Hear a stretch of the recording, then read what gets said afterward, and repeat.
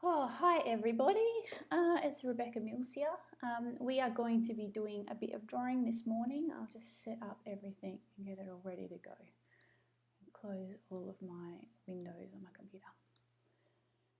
Okay, so I thought today rather than starting an illustration from scratch, we're going to start with a sketch that I've already created, and I'll walk you through how I colour, how I pick my colour palette, and how I use the Procreate tools to get a really nice crisp and clean vector looking effect. So I'll show you what we're going to be working through today. We are doing this little Tassie devil on a motorbike. So this sketch I created the other day, and it is being done in a way that this is the kind of level of sketch that I would send off to one of my commercial clients.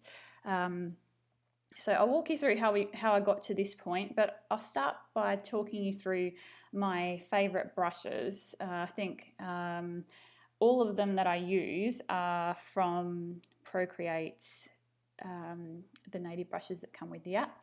So I start with the Nico roll, this one here, for my compositional sketches. I'll just do the time lapse now so that you can see how this guy was born. Where are we going? Here we go.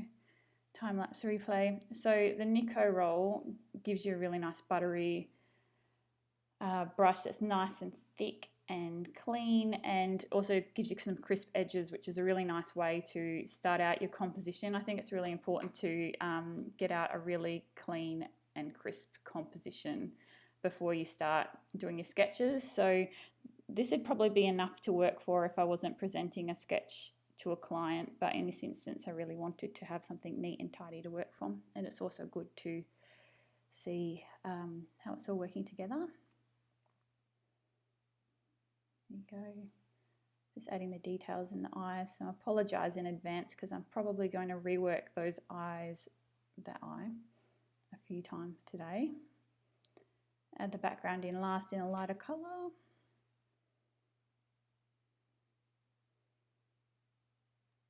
And that's where we got to now. I might just go through that a bit slower again with everyone. So yep, back here, that's Nico roll, rough sketching. Still use a bunch of the quick shape tool for everything. It's completely life-changing for me. So he gets messed around with. It's the benefit of working with digital. You can change the proportions of the animals' faces, or the shapes of the wheels, or the proportions of the graphic, and I think it's really important to nail the compositional sketch before you move much further, because if it doesn't look right here, it's never going to look right down the end. There we go, adding some wheels. So this brush here is simply the HB pencil with some extra tapering added onto it, and it just gives really nice, clean, crisp lines. And back to the Nico roll again. And this is where we end up with the finished sketch. Okay, so from here, when I'm creating an artwork, I will put the sketch, get rid of that, put the sketch layer as multiply, probably down to something like, I don't know, 20%, and that way he can sit on top of everything that we do. Actually, I'll leave him at full colour while we do the colour drop background. I think it's really important to get the colour balances right before starting on the final rendering of an artwork. So I generally will start, I think I've got an empty palette here, so we'll start out with figuring out how we want the middle character to look first before we go into developing the background colours. I think for this one, because I've been doing a lot of jungle stuff lately, I would really like to try, rather than working in greens for the background, maybe a sunset look. I was thinking maybe with the sun setting over the background of the trees up here somewhere.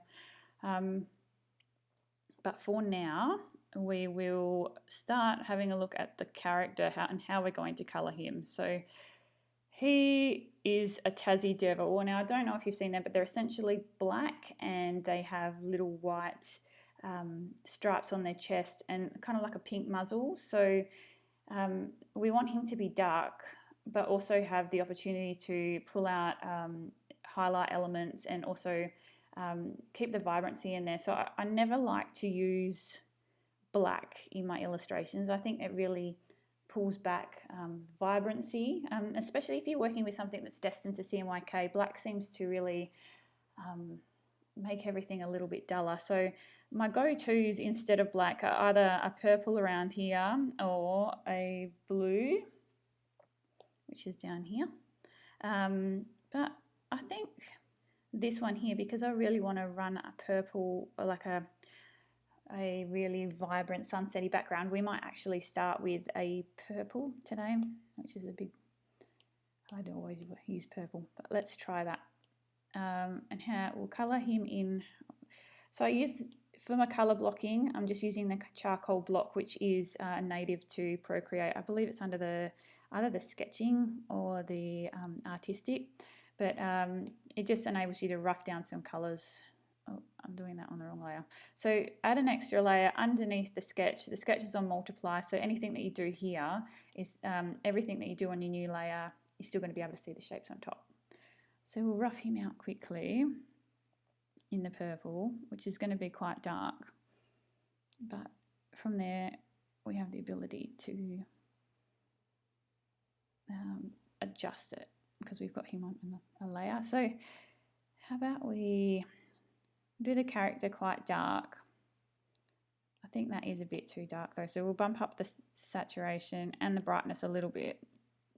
And then we can use that purple that we had already in the colour picker up there as the shadow colour.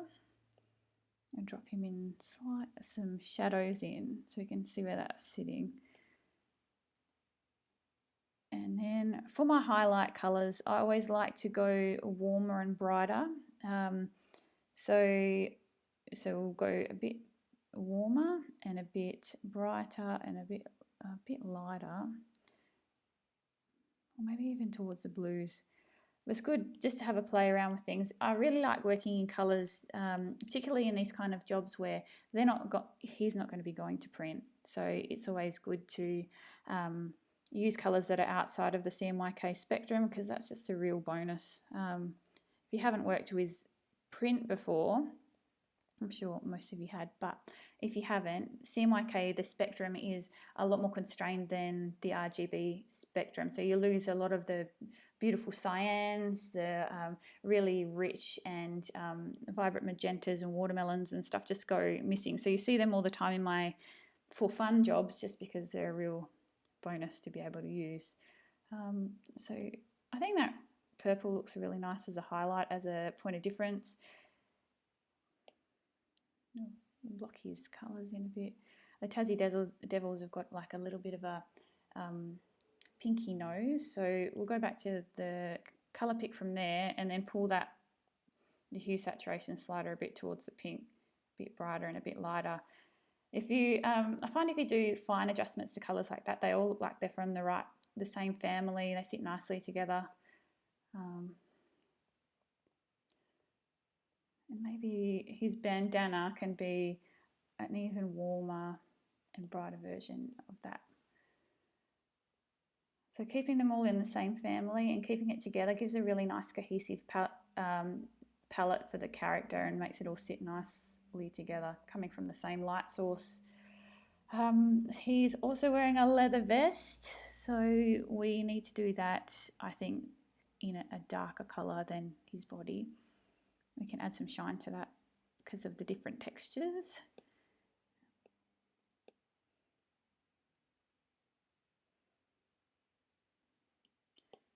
Maybe his skull in white and a darker purple for the shadows in here.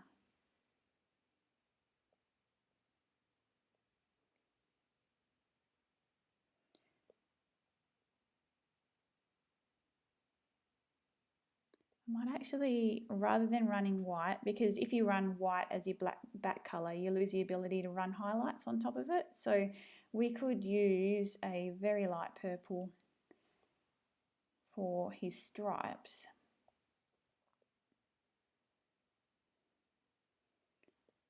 And what that will enable us to do is put in areas where the light's hitting it and give it a bit of definition.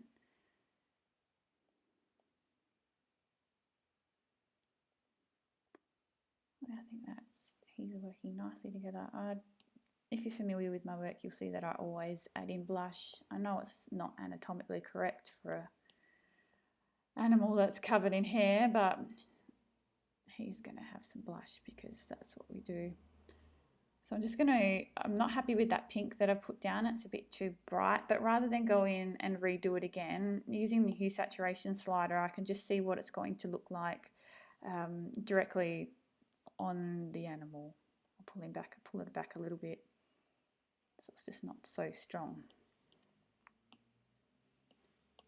Okay, so I talked about earlier for the background that I might like to do like a sunset color palette. So maybe some oranges and that kind of thing. So I will, when I'm designing or I'm setting the colors for the backgrounds, I always like to do that on a separate layer rather than using the background color layer. Just it gives you a bit more ability to adjust using the hue saturation slider again. So we'll start with something around here. I think I might end up back at green. We'll see where we go. I think that works really nice with the purples. But that gives you, from here, what we can do is the motorbike. I'm pretty happy with that orange. We might keep that for the background. And now we can do the motorbike. We will, something that would sit nicely against all of these colours. Well, how about we try a teal? Purple, teal and orange are friends. I think they sit at the triads on the colour wheel. A bit greener. And I'm just looking up here in the top corner. You can see the proximity to the background colour there, so it makes it a bit easier to pick what other highlights you want. I'll try that anyway. Let's do the motorbike.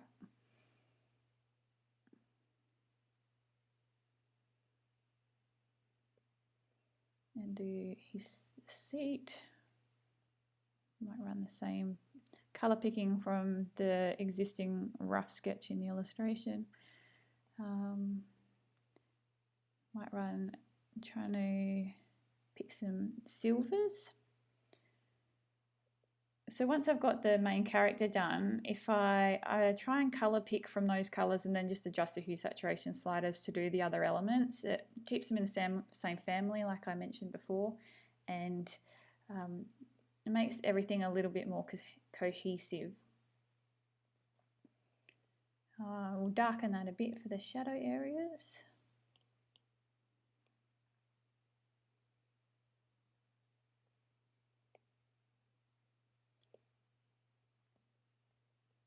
And go in there. So like I was saying before, don't run straight to white because then you have the ability to add some pops, which is important, especially for metallics, to be able to have a reflective area. Teal here, I'll just add in that skull and crossbone quickly. So when I'm using this charcoal block tool as well, I've always got streamline turned down to 0. You see here. It's turning streamline down just means that you can fill in things really roughly and quickly. This isn't going to be the finished illustration. This is just so that we can see how the colours are working together. And these mud guards will be in teal as well, I think.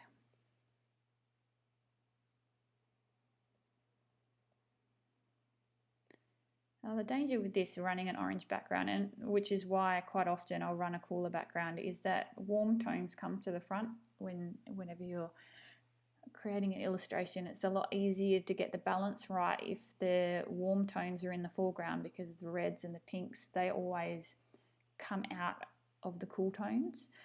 So getting the balance right on this one's going to be a bit trickier because we reversed it, but we'll give it a go, and I think with some careful shadowing we'll be able to do it.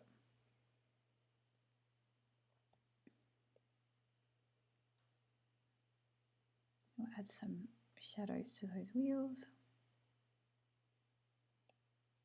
I'm sorry if this motorbike is not engineered correctly. I am not a motorbike expert.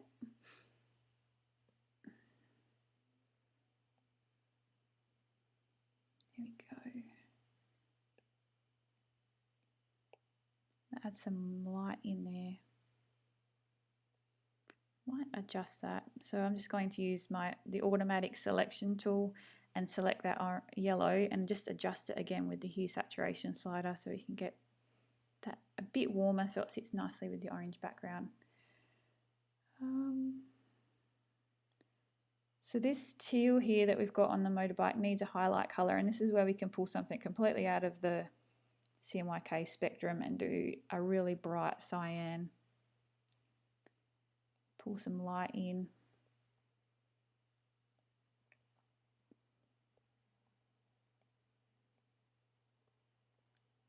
I think that will work nicely. Light hitting it.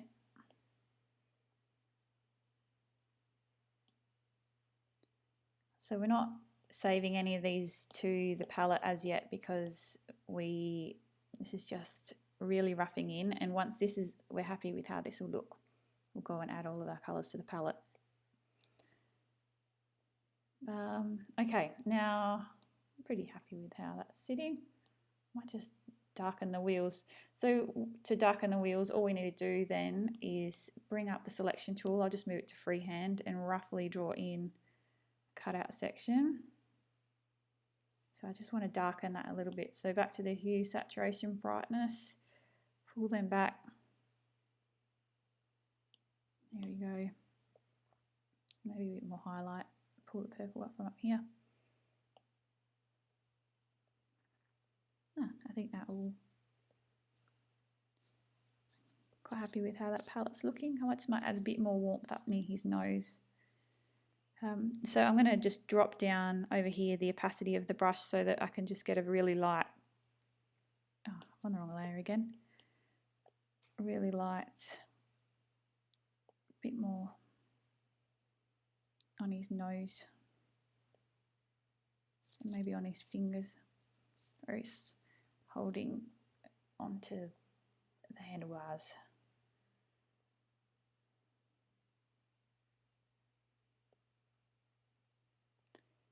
Right, so once I'm pretty happy with how the foreground's looking, I think that'll look nice once it's all rendered up properly.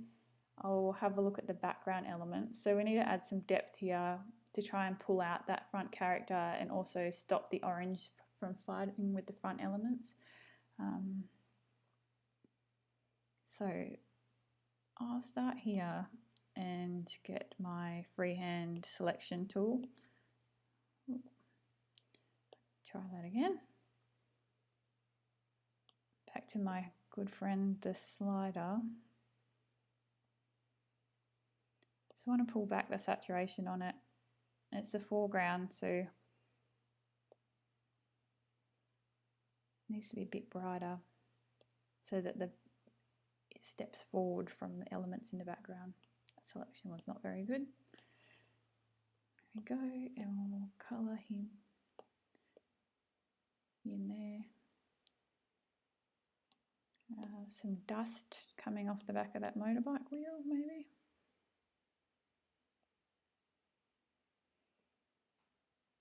And then I'll come and add an extra layer. So I'm just keeping all of the elements for this rough colour block out separate so that if I want to adjust anything, I can quite easily. I'll generally at the end just do a very quick hue saturation slider test again to make sure that I've picked everything the way that I like.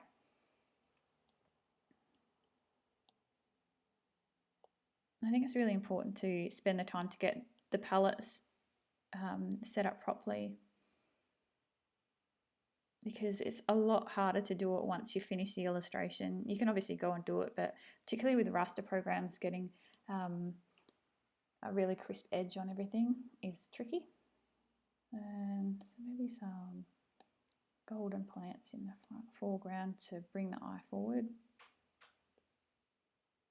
Some plants. Now this area up here, we want that to be dark so that it gives a bit of depth to the image. So always go more saturated when I go dark. And that's just a preference of mine. I am a bit crazy about colour. I actually keep that separate of the background layer so I can adjust it further. There you go.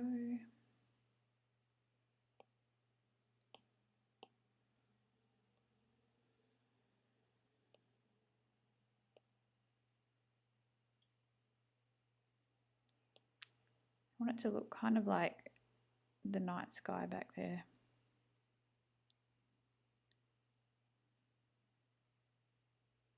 But maybe it's too dark with the Tassie Devil in the foreground. We'll have to go to a mid-tone. And then some tree. Some trees can go in here.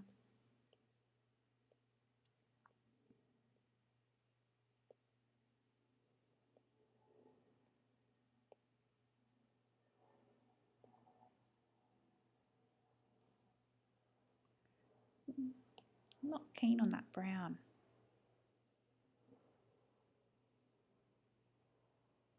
Maybe I'll pull it over a bit to the red. I wonder what it all look like if we pull it all over to the red. Yeah, it's a bit better.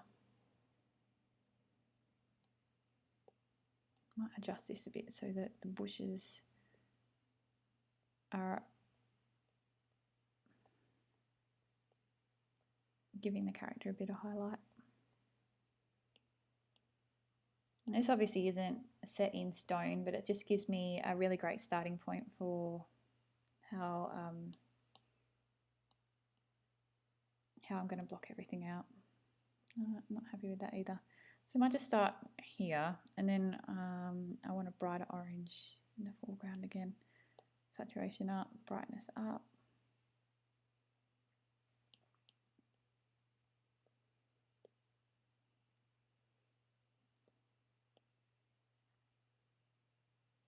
Maybe that background colour could be the teal to pull off the motorbike.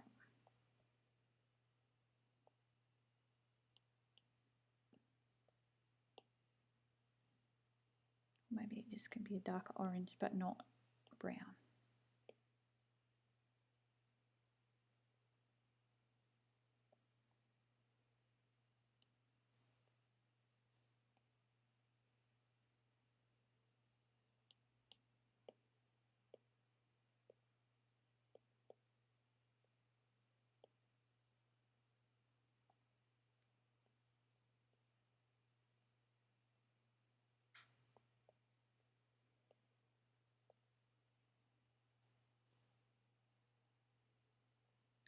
Merge him down, and then I'll quickly block in where the plants are going to sit.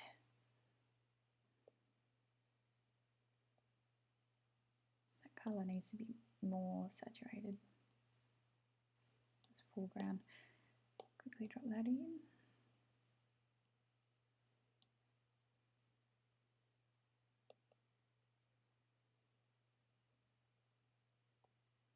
That needs to be back on this layer. Otherwise it's going to go on top of the Tassie Devil.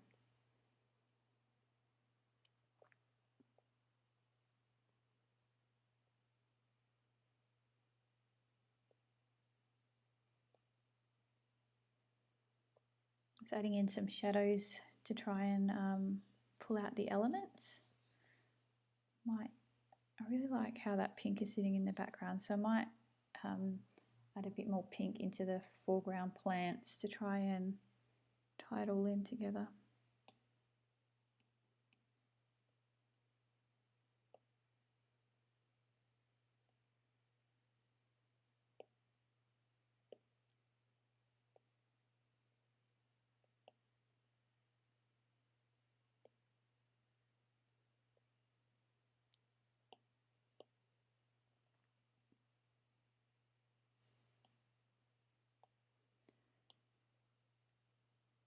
Sometimes when I want to add a bit more colour in as well, you can colour in over the top just with a flat and try that layer as a colour layer.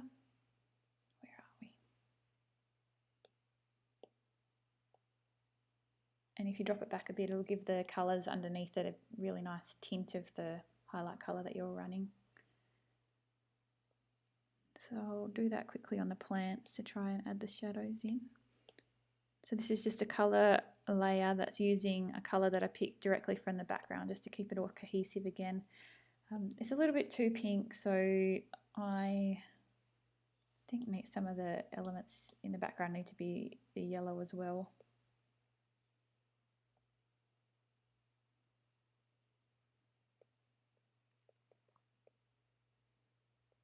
Little highlights on it.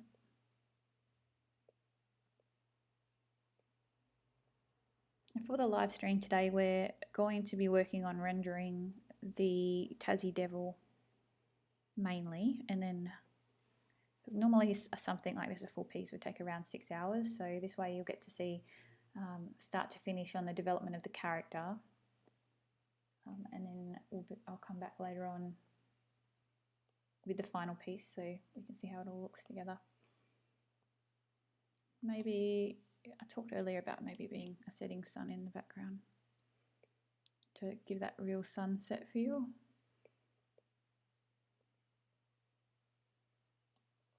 We can, once I've had a play with it, and I'm happy with how the colours are all balancing, so I might not be happy with exactly the colours, but I'm happy with how everything's balancing together.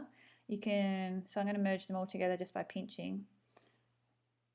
Yeah, I'm going to merge you together by pinching. Or you can also group and then flatten if pinch doesn't want to work for you for some reason. And just adjust that slightly and see how by bringing that warmer it all sits so nicely together. I'll adjust the foreground as well in the same. So I just pulled the hue saturation slider a little bit warmer. And then just adding one more highlight, I think, to the foreground. Like a really bright, vivid yellow might make that pop out a little bit better. There we go, and in the sun. I think that sits together quite nicely. And sunsetty. So I will now merge, actually I'm just going to adjust that Tassie Devil to make sure I'm happy with how, 100% happy with how he is. See, it makes a huge difference just sliding a tiny bit either way. And sometimes it's only moving at 5% towards the warm that'll really make that point of difference.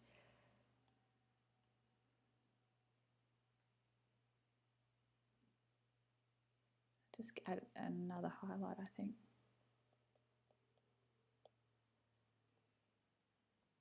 All right. So now we have a really rough colour block of colours. We are going to save all of those so we can develop the illustration properly. So I simply have that open and I'm going to colour pick from everywhere, starting from the darkest and then working towards the lightest on each of the tones. It'll just help when you're going to colour pick for the actual illustration. There's your highlight. Okay, and then the teal. So you might add an extra teal in, so I'll keep a spot there for the bright teal to go. We've got our greys.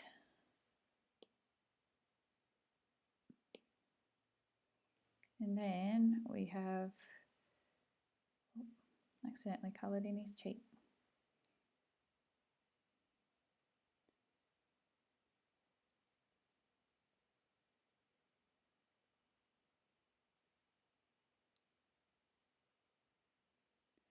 That little slightly red on top is so similar to the other one. I'll keep it over the side so I don't get confused.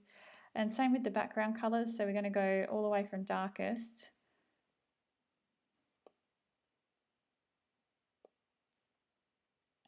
to lightest. Some of the tones are completely different in this one, so just keep them off separately. I think that's quite, this one and this one are quite similar, so we'll delete one of them to keep it all nice and cohesive. We've got everything. No, we haven't got this nice purple. Is that one? No, it's more vivid.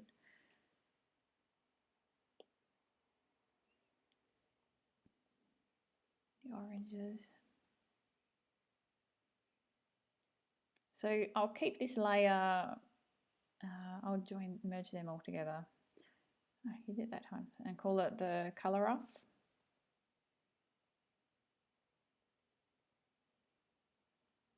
And then we will start our actual illustration. Yep. So I will pull the sketch down to probably around 20%. I'll turn off the color off, and then I'll pick one of the tones from the background as the background color. So maybe this one here. It's a nice vivid red. And we're going to start just blocking in the colors. So the easiest way to block in the colors I've found is to use the hard airbrush and set it to quite small on the brush size. The main reason I like to use hard airbrush is because it's not pressure sensitive, so wherever the ends meet, it's always going to meet nice and evenly and neatly. Let's have a look on the colour off. I'll just pull out the mid-tone from here, which was this one. And the hard airbrush is set to streamline all the way up to the top. And we are now going to just outline the shape of this guy. As where possible, it's always great to use, I always like to, I'm a trained vector artist, so I always like to use crisp shapes and kind of mimic that vector aesthetic. So when I first got to play around with quick shape, I nearly lost my mind. It's so easy. So everything that's underneath this messy bit here is all going to be covered by hat. So it doesn't need to be 100% accurate. Anything that's covered by anything else, I'm not stressing too much about how neat it is.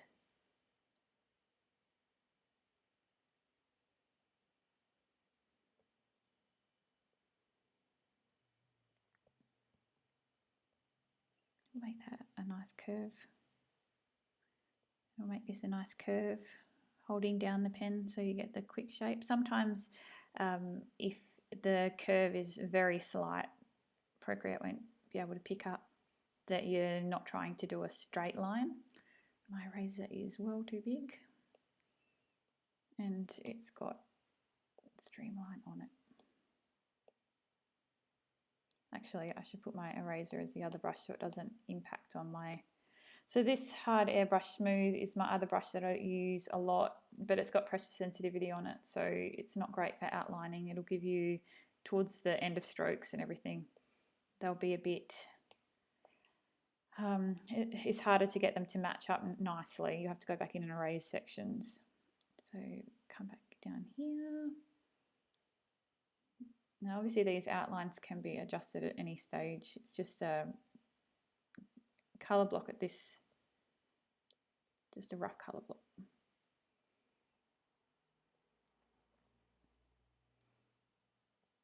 He's got no pants on but boots, which is completely sensical.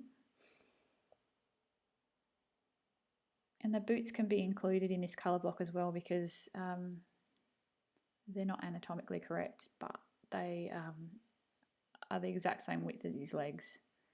Just going to edit that shape so it gives him some nice thighs. And I think we can do another quick shape curve here. I think that I really like circles, so the more circular shapes and circular curves it sees, the happier it is. All right, so drop that purple in. Yep, and I've missed somewhere. Oh, yep, down here, of course. Straight and curve again. That should feel. Oh, he's got a body. Do his arm now. I'll just use a slightly darker one, even though they'll be the same colour, so that I can see how they're looking.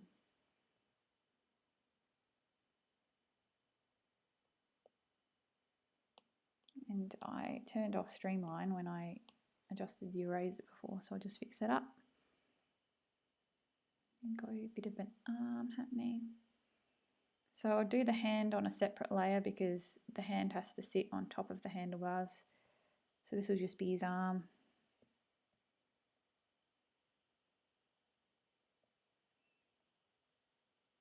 I use 2-finger tap undo a lot at this point just to make sure that these edges are exactly where I want them.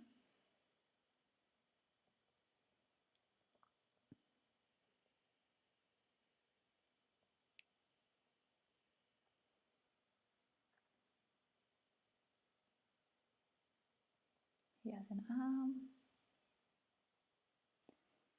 And because we've got limited layers, it's always a good idea to keep elements, if they're on the same plane, like the ear and the arm, if we keep them on the same layer and they're not touching each other, we can save some of our layer count.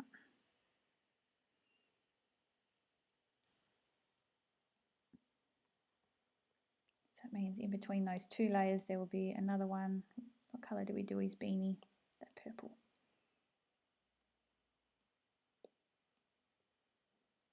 Not beanie, bandana.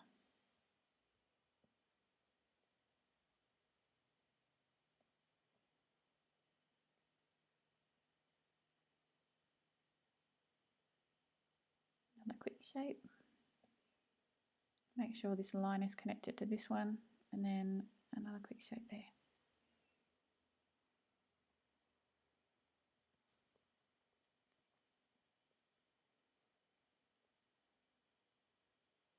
So at this stage it's about making sure that the shapes are exactly where you want them, not necessarily that they're their exact right colour. Because that is separated by the bandana, we can do the other ear here on that layer. And then we'll do above the body another layer for his motorbike jacket. Vest. I wanted to do a vest mainly because one of the most distinctive features of the Tassie Devil is the white stripes, and he has a white stripe on his back here and he's got a white stripe here that runs along his arm. If we cover them up with the jacket, he will stop looking like a Tassie Devil so much.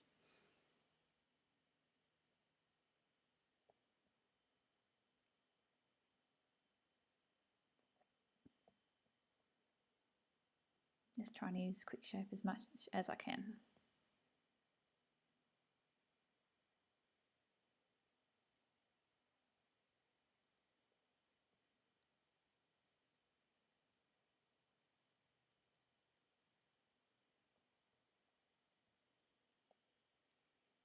And try and give the collar and the body of the jacket different colours. We can always go back in later on and use the automatic select tool to adjust sections. Actually, I might just fill it all at the moment and then we can use alpha locks later on. Okay, so what else do we need to do with his body? Maybe his back arm, which will be underneath here. Do his back arm in that darker colour. That will be behind the motorbike layer anyway.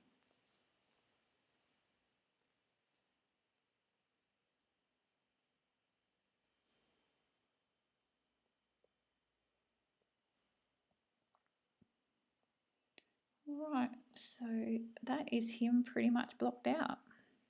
Just got to make sure that there are none of these little sneaky bits, because what we're going to do is essentially use these as clipping masks for all of the elements that are going to go on top of it. So we'll start with his body. Might pull back this so that I'll pull back the elements on top that are supposed to be the same tone. Just drag and drop some colours on top. Pull back the sketch a little bit, dropping the opacity on that so I can see the illustration a bit better. Okay, just double check back here on the colour rough that we didn't have a, there wasn't another tone in there. Okay, we'll turn that back off. And then what we can do from here is these guys are going to become our clipping mask base layers. So add an extra layer on top, turn that into a clipping mask, and then everything that I draw now is going to be contained within this shape here. Keep it all friends. So that is this shadow colour. I'm going to draw in his cheek.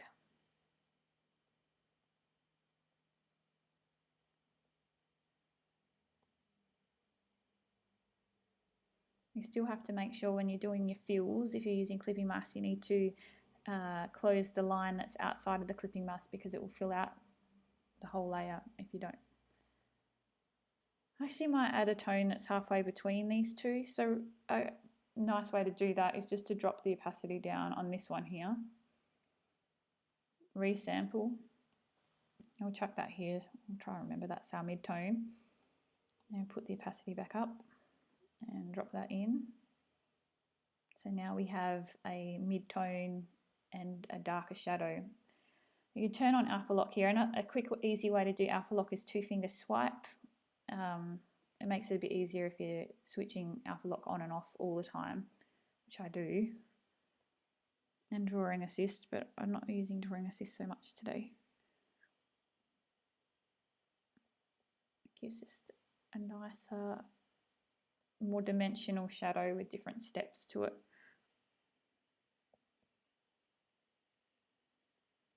I really like to have quite harsh shadows. I don't like my style. I tend not to use any soft airbrushes or anything like that. They're always really crisp, clean. Yeah. Oh, and I forgot, I always do an extra layer on top for his facial features, but that'll be right at the top. Call that eyes. And that will be in white, and it's going to be a circle because it always is. Now edit the shape and put it exactly where you want. I'm inclined to over-engineer eyes, and I'll draw them 6,000 times in an illustration just to annoy myself. We'll turn him onto alpha lock so we can draw the pupil inside. Hold it so it's a circle, finger on the screen, and then edit that shape. Put it wherever we think his eye is going to be. I think it's a bit too big. I haven't figured out how to, once I've drawn a circle, resize it and keep it a circle, because if I retouch the screen again or change it to a circle, it goes back to the old size. So I might just redraw it a bit quicker, a bit smaller. It's easier to go bigger once done. The shape over here, drop the colour in. I need to adjust my colour drop, but for now I'll just draw over the top of it. Get a clean white, make sure it's exactly white. Got a highlight.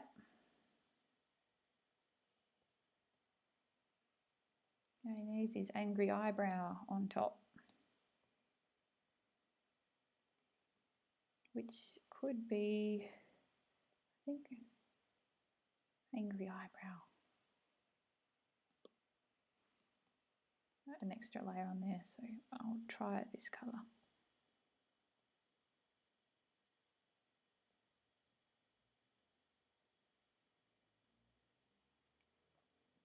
Is he serious enough?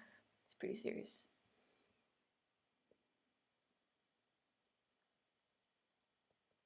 Might turn the streamline up on that again just to get it nice and smooth. Soften the top of this a little bit. And then on this layer as well, I might put in his blush.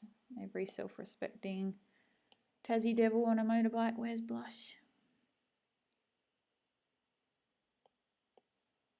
So quite often I'll come back in later on and soften this with a bit of the splatter brush, but for now it's just colour blocking.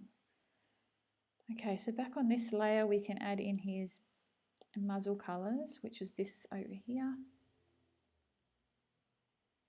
Oh, I've got that on alpha lock, so I'll turn that off with the 2-finger swipe.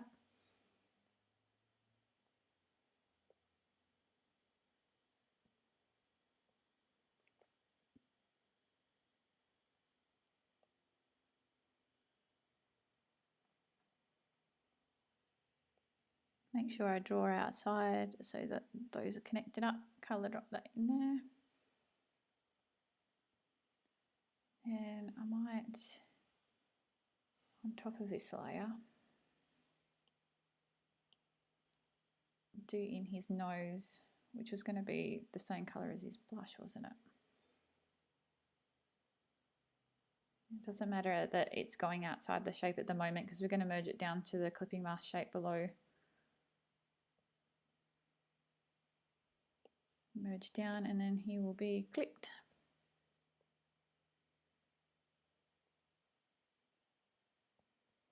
I feel like that needs to be straight line.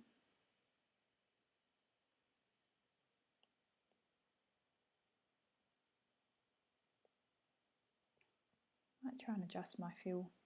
You hold the fill in and you drag it and it will adjust how sensitive the fill is to the area. It'll get rid of some of the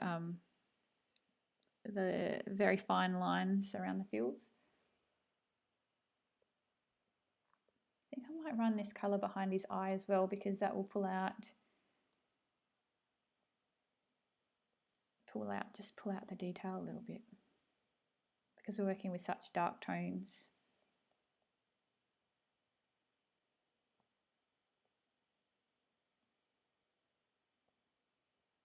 Yep.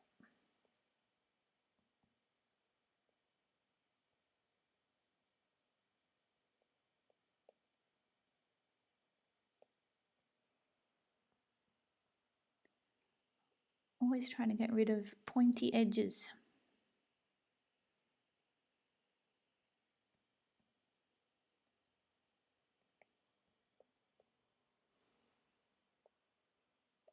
Add in his nose, so I'll do his nose on the same layer as his eye. Turn off the alpha lock on that. His nose will be like a really dark purple because we're not using black today.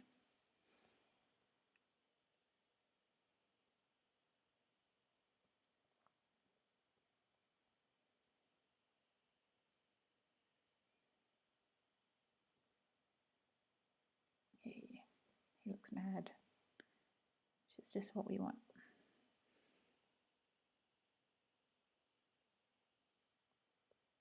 A bit of nose highlight.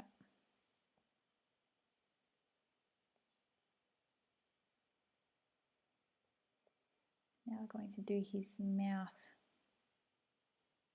Do that on the same layer as well. I might use the smooth airbrush with the tapering just to give it a bit of interest.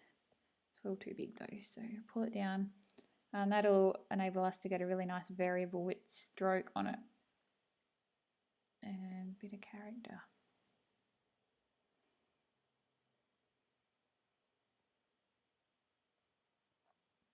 I feel like this bit needs to get a bit brighter.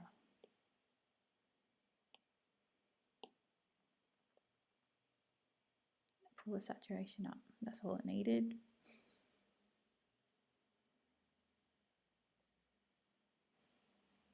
Now from here, you can turn this into an alpha lock, add in some texture.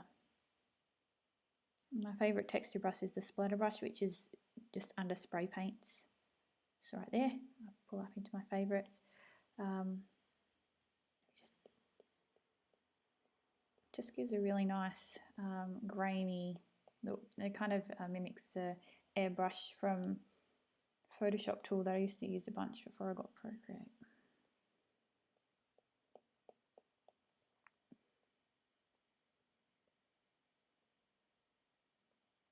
I'll do his ear. Now his ear was up here, and rather than using clipping masks for this one here, we might just create an alpha lock. It'll save us some layers and also just streamline it a little bit. And I don't normally name my layers, which is a bit of a, some people see it as a cardinal sin, but since we're limited in Procreate, like I name my layers if I'm using a very complex Photoshop file, but it's a bit harder to get lost in Procreate because you have to be a bit more conscious about what you're using. Sometimes I can't get the fill to fill up exactly right, so I'll run around and just tidy up that edge.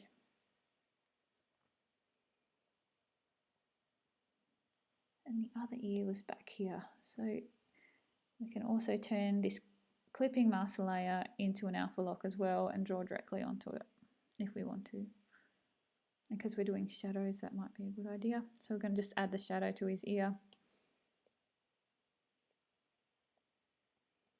Might use the cooler shadow.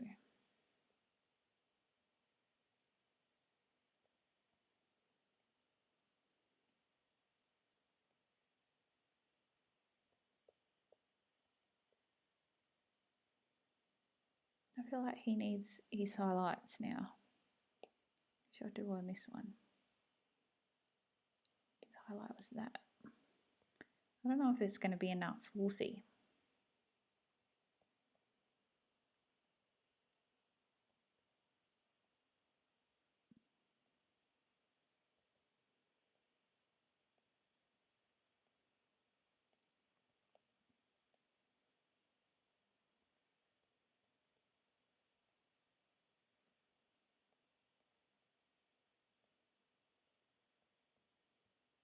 That would be hidden by his jacket, so I'll just add a little bit of a break in highlight.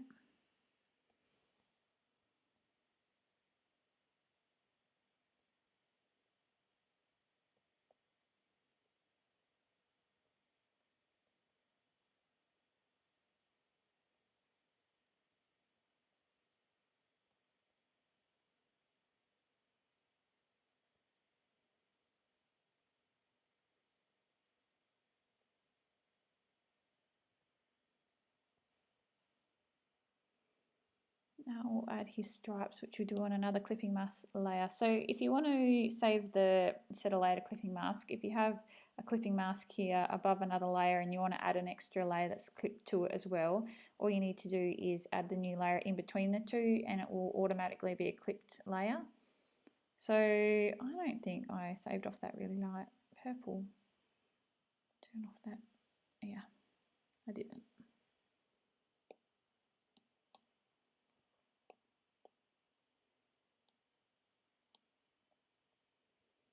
Draw that stripe.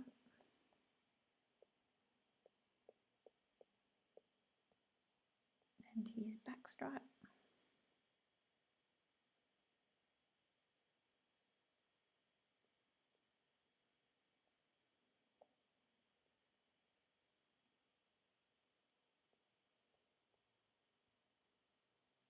Just fix up that highlight there because we're about to intersect the highlights.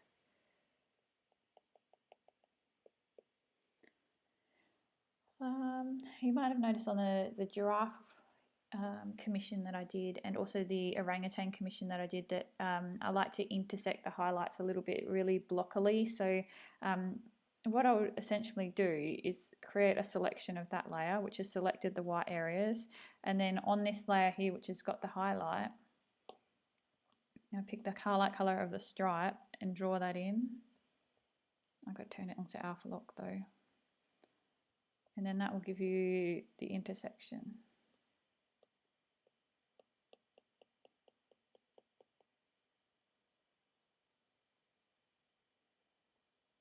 Deselect.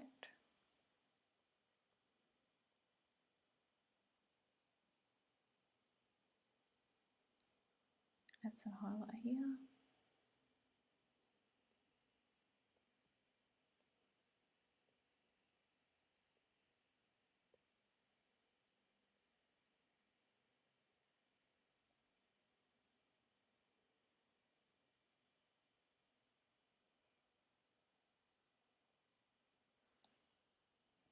I might adjust that highlight color a little bit. I'm just going to get the automatic selection tool and then adjust it a little bit cooler, a little bit less saturation. Draw in his boots.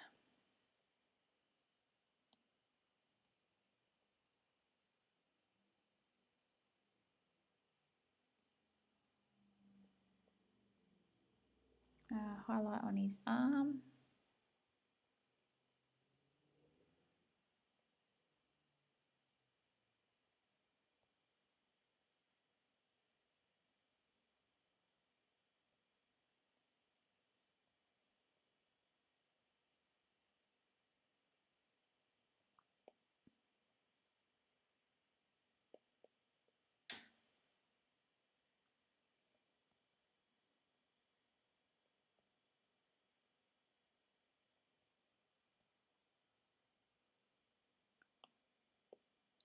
Just only want to add that to this bit for the moment.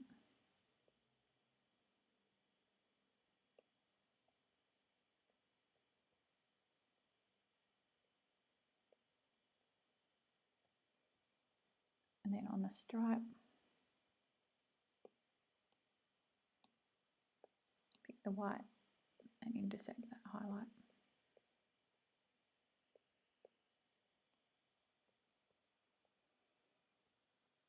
He needs a little bit of a shadow down here on his tummy.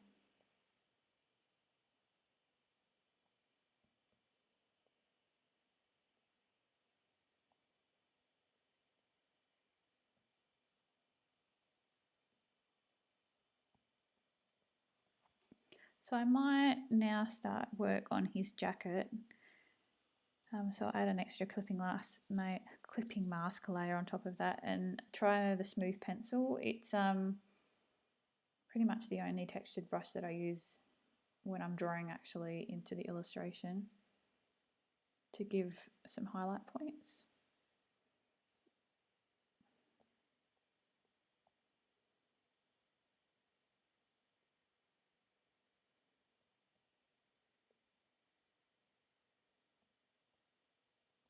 And he's got a sleeve line here.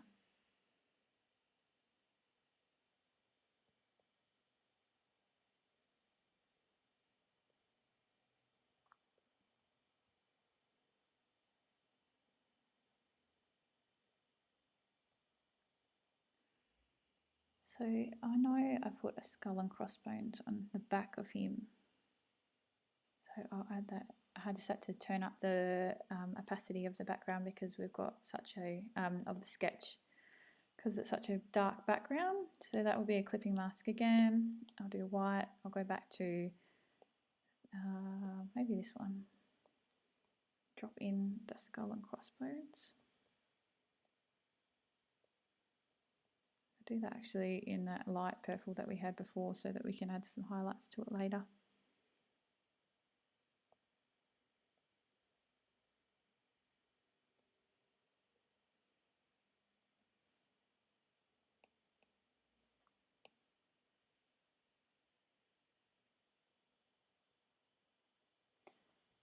You see when you use the tapered brush, it's hard to get the circle ends to join up nicely. I'll go back to,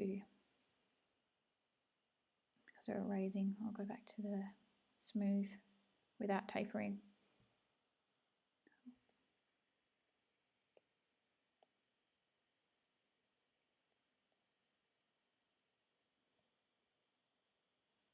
Reduce the size of this.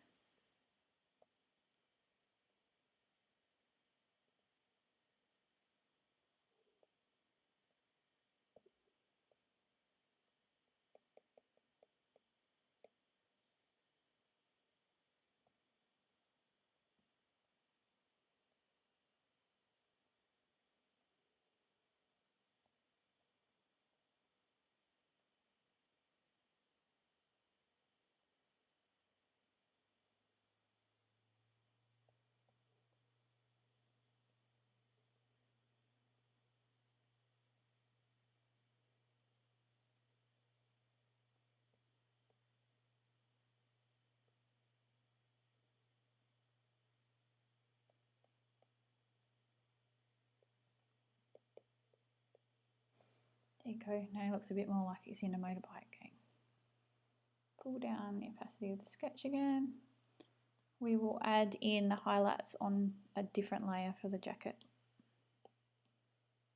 And we might use the purple from the Tassie Devil himself.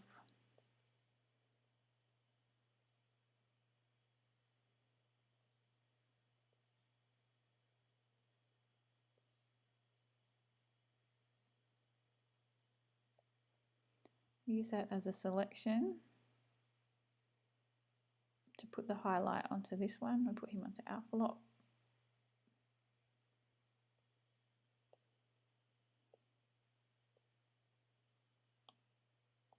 And there you go.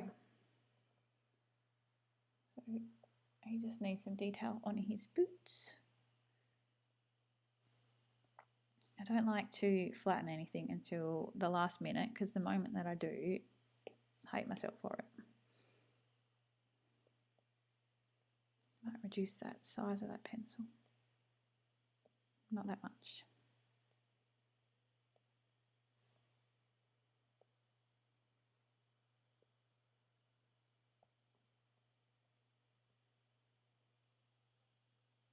I think he just needs a little bit of texture added to him. So I'll add another layer here onto the body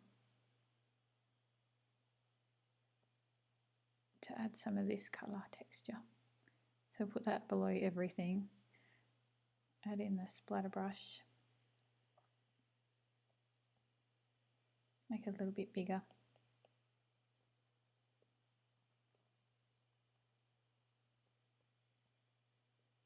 Now he will obviously need a bit of shadow on his bum, but we won't do that until the motorbike's done. Bit of texture up here. Don't want to do the highlight though, so pull back the automatic selection. Do his face a little bit. Where is his face? This one here. I'll just do a quick freehand selection of his face so I can drop in some texture. And maybe some here.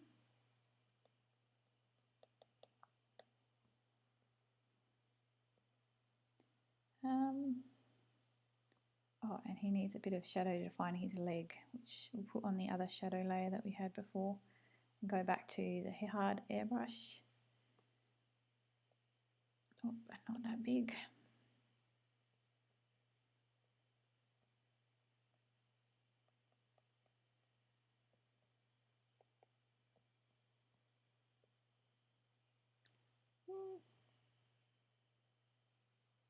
He looks pretty serious about what he's up to. Alright, we might add the motorbike in. So we will group all of this.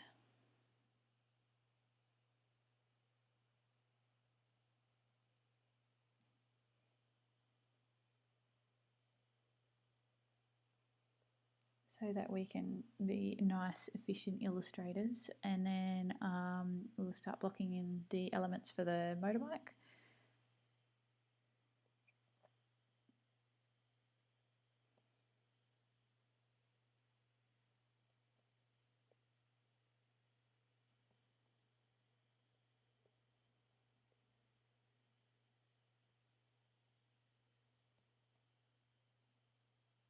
Just love how the quick shape tool, if you hold down the finger when you're doing a line, it will just go to the next 45-degree angle.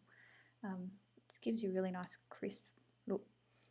Okay, so another tool that I only realised the other day, we're going to do very quick to add this skull and crossbones in here. We're going to do a mirror. I'm going to add in a symmetry tool here, and you can adjust the angle of the symmetry tool slightly so you can get it right. Got that there. Do our skull and crossbones. Here we go. And this way he is going to be exactly symmetrical and it gives it a more of a graphic look.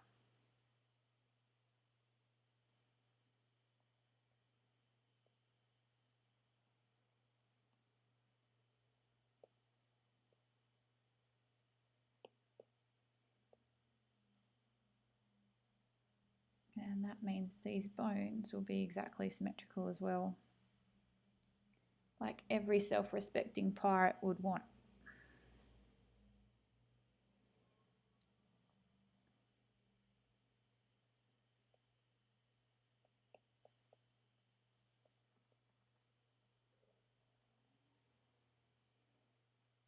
Actually, I think the curves must be, oh, that's all right.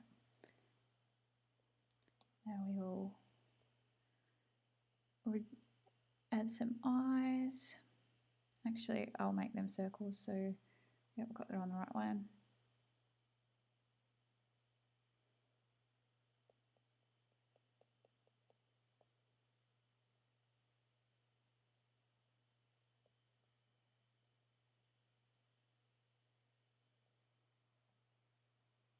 It's pretty sad. Okay, that is a petrol tank. Now do his seat. Do that in the same colour as the jacket.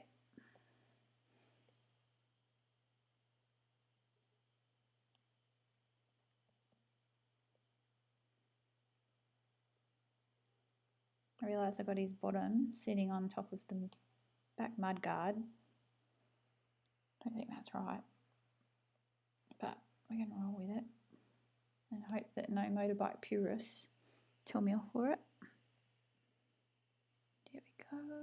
Oh, I have not closed that shape somewhere.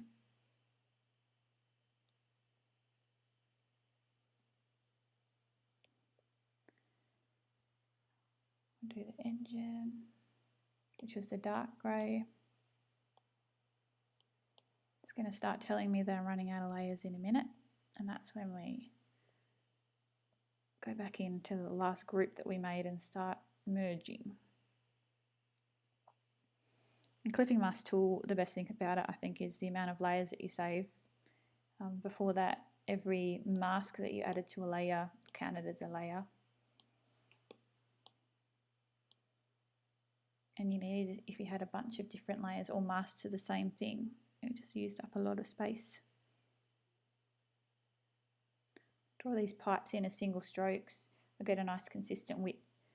And I'll sit nicely. There we go. With curves like here, I'll just overshoot and then go back in and add it. Should have overshot that first one.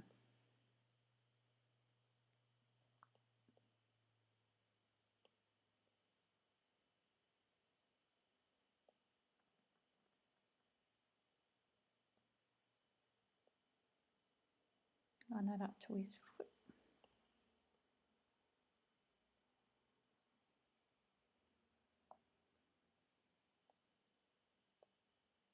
Go back in then, a slightly smaller brush than that.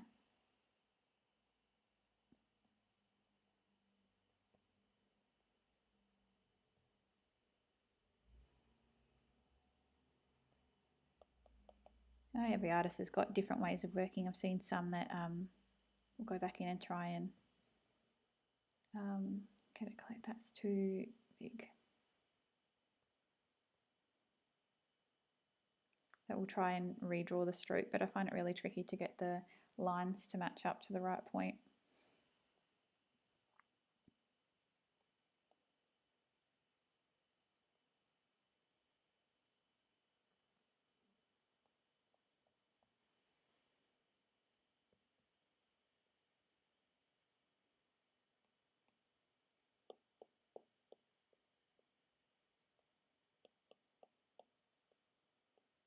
One thing that would be great to have one day would be drag and drop arrays.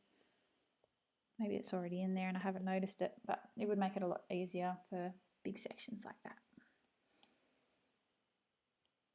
Do the pipes on another layer because that's going to have to sit in front of the Tasmanian devil because it goes over his tail.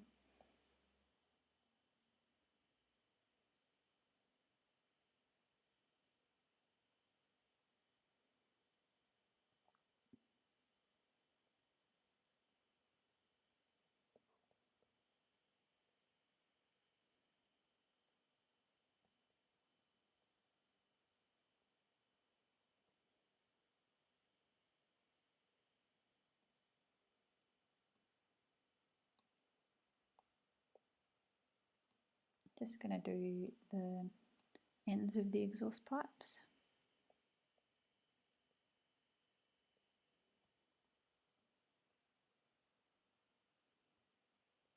Go back down here and fill in this section of the motor.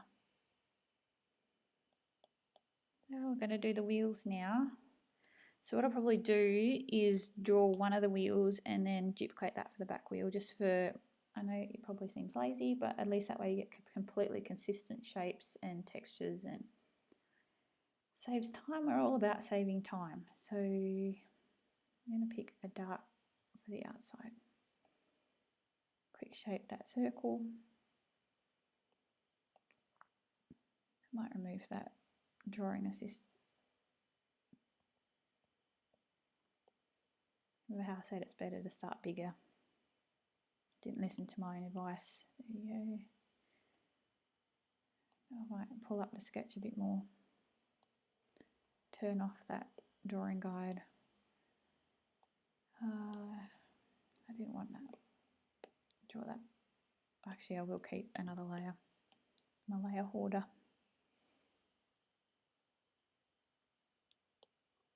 Put that into the middle. Add the hub.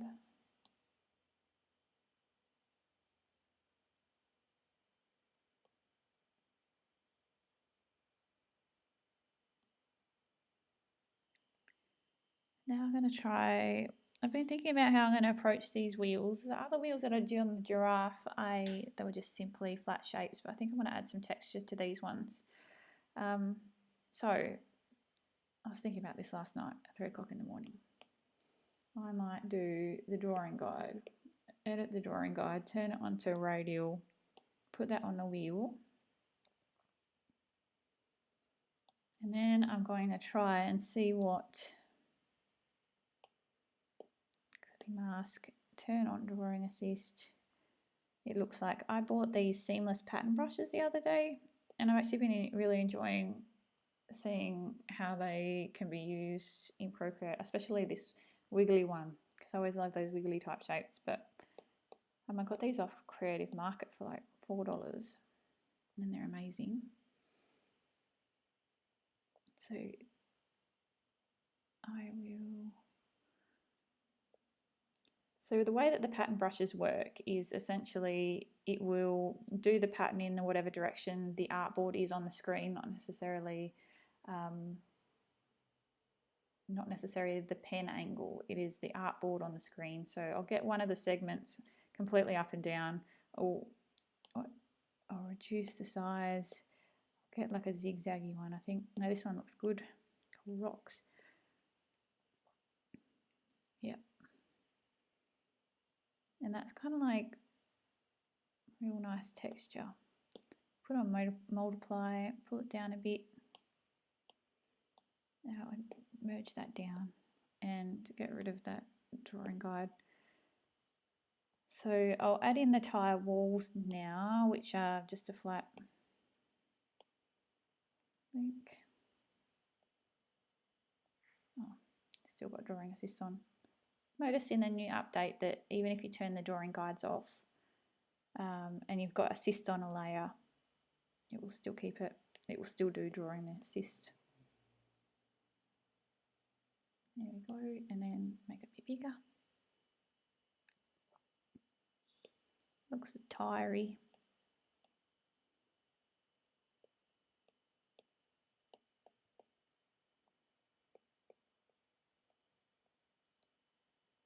Even though the live draws are normally about an hour and 20 minutes, but I was thinking today what I'll do is keep going until we've got this motorbike finished, and then I will finish up the background this afternoon.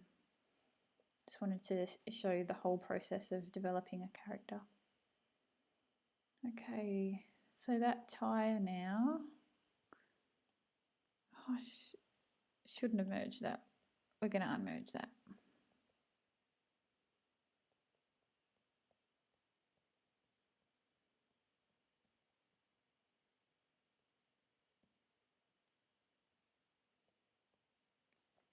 There we go. And I'll just erase that.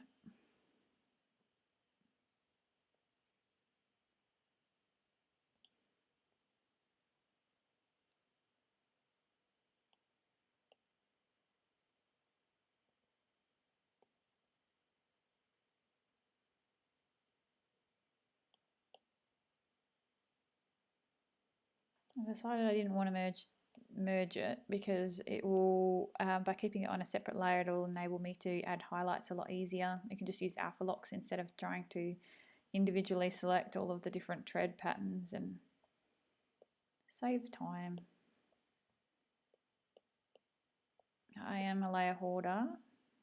I did a job recently for a client that had at one stage 75 groups and 250 layers, and it was ridiculous. But I do it to myself. I will do the tyre highlight.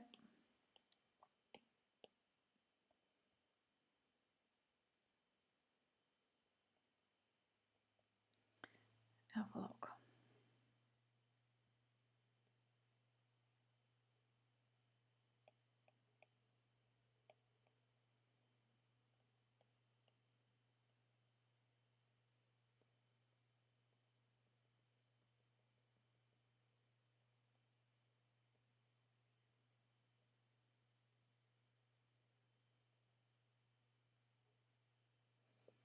Sometimes when I try new techniques like using different pattern brushes or whatever, it's just going on gut feel and trying different things until I'm happy with how it looks. Sometimes that can take a long time. Hopefully not too long today. I'm going to pull back that sketch layer now so we can see how it looks.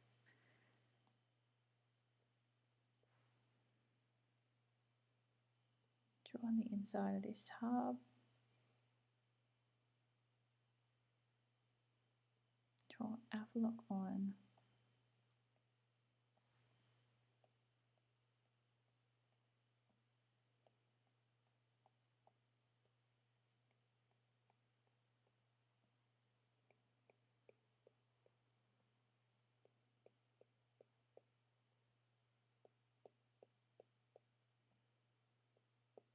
Add some spokes. This Harley Davidson's got spokes. Is it Harley? I don't know. This motorbike. And then we will add another circle on top of that to act as the rim edge. Not that thick. How do I put it down here? Not that thin. I feel like sometimes I feel like Goldilocks.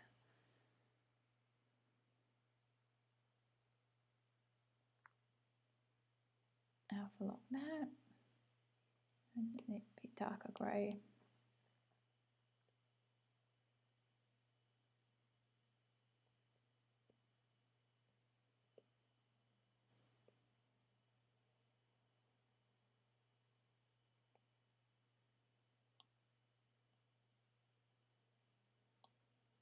And then add a multiply layer, I think, on here. Don't tend to like to use multiply layers that much. I feel like it kind of flattens everything. That's all personal preference, but I'm going to do it here because it would be an easy way to add some depth.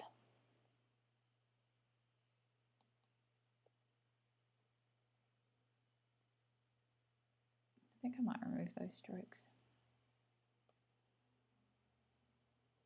Sometimes I wish illustration was more of a science, especially like when you're working on something like this, which is completely new with new techniques and everything.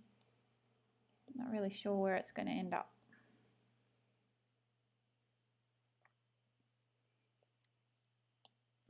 I'll merge. I'm going to add an extra layer in there, calm down that hub a little bit.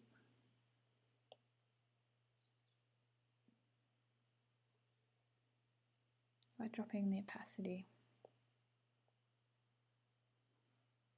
just a little bit.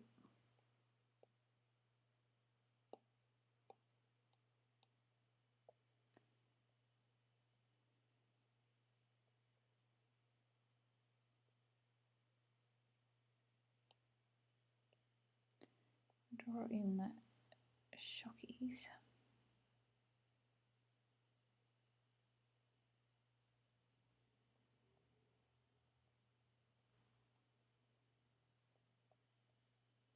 And then the handlebars.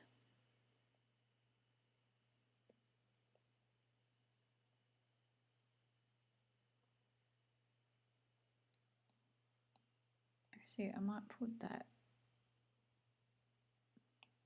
I'm going to cut and paste that off that layer so that I can put these elements onto the layer up here with the muffler, because it's got to sit in front of the Tassie Devil.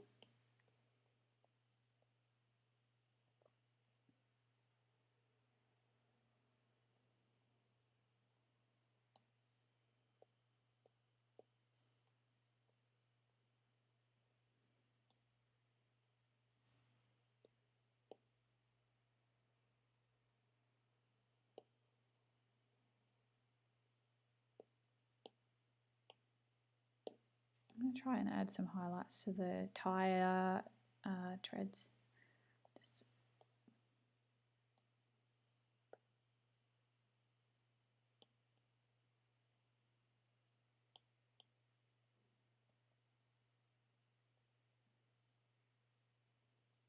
So I'll change that off multiply, pull the opacity up, it's on alpha lock, so whenever I do anything now, it's only going to draw on the treads.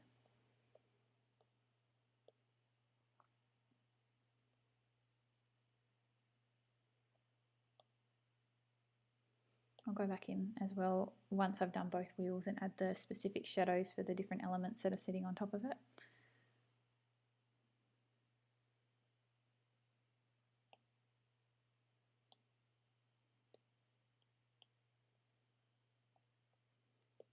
Try and soften this shadow a little bit.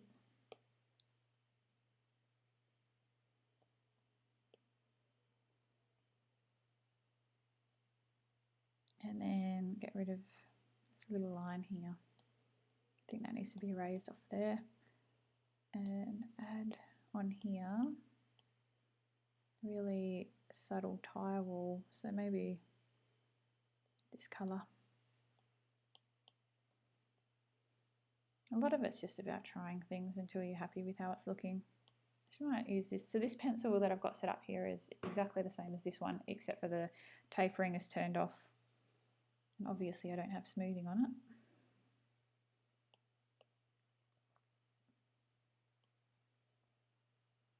it. That is doing okay. Might flatten these all together. Then add another layer on top, which is a multiply again. Just trying to add a bit more depth to it.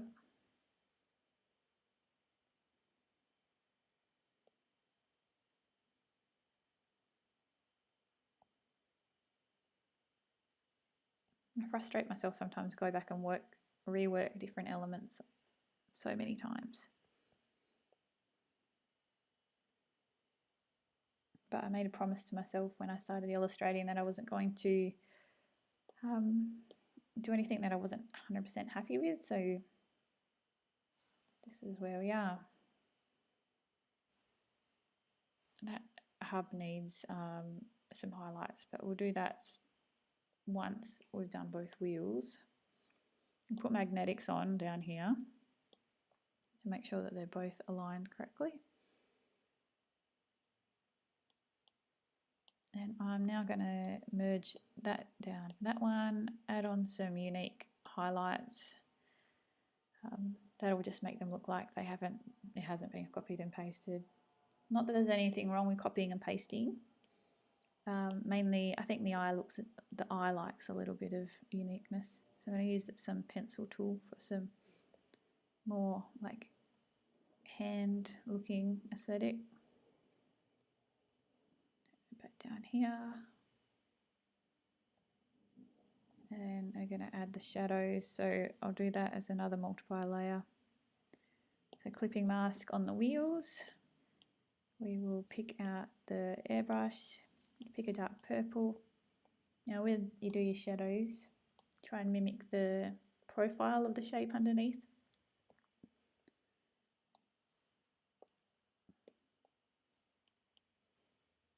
So the wheel is a bit curved, the rim is a little bit curved. This will go down like this and then over like this. Then down again, over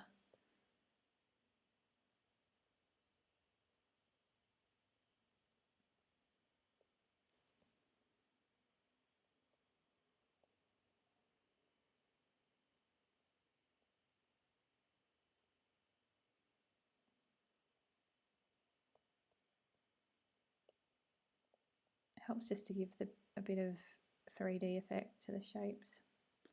Multiply is too strong, no, pull it back.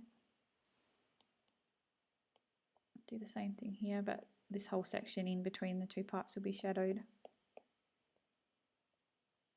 And over here.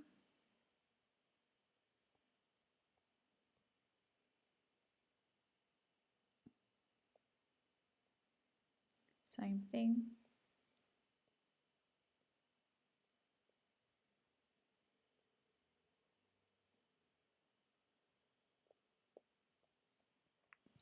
Gives him a bit of depth. Looks like some gnarly wheels. Now we're going to add on the mudguards,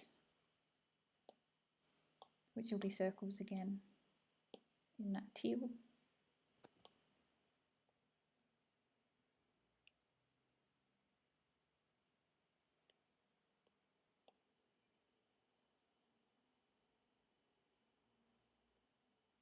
Might make them a bit off center to flare them out at the front a little.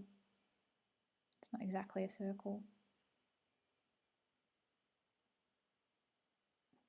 And then erase to get the inner circle. Where was my adjust shape?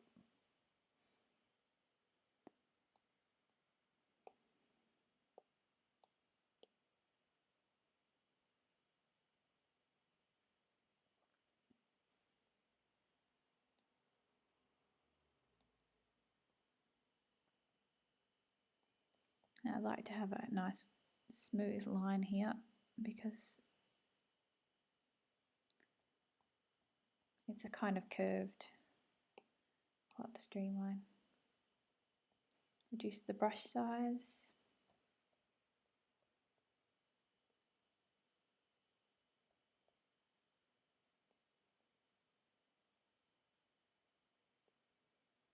And erase all the rest.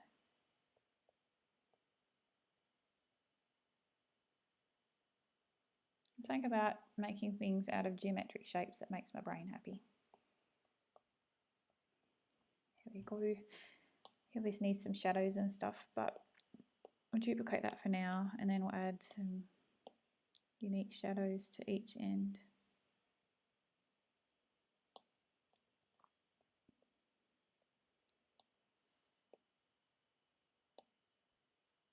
I think this engine section needs a bit more grey in it.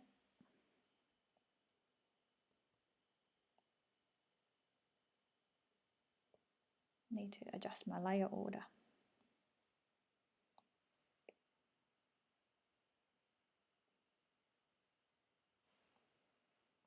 Okay, I will add in the rear handlebar. I'm copying and pasting the front one, moving it down the back.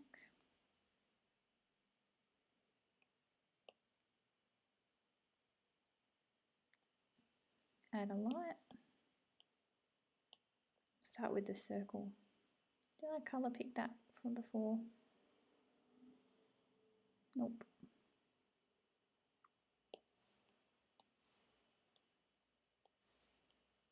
We use our light grey.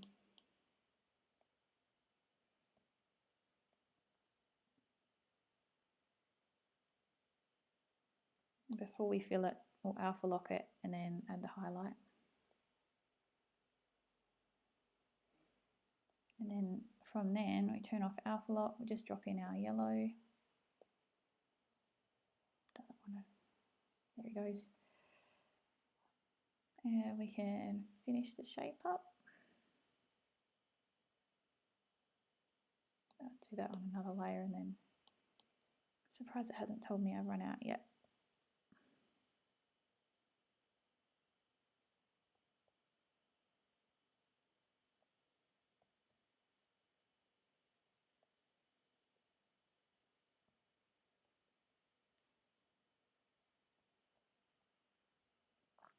Alpha lock, add a highlight.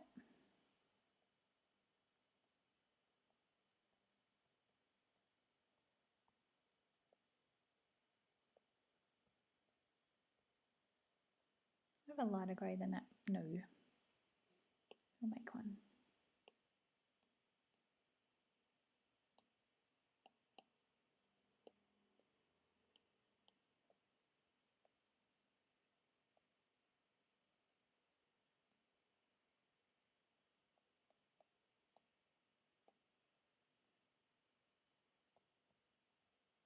And then merge those two just by pinching, and then add in the proper highlights. Alpha lock still on. Neaten that up a little bit.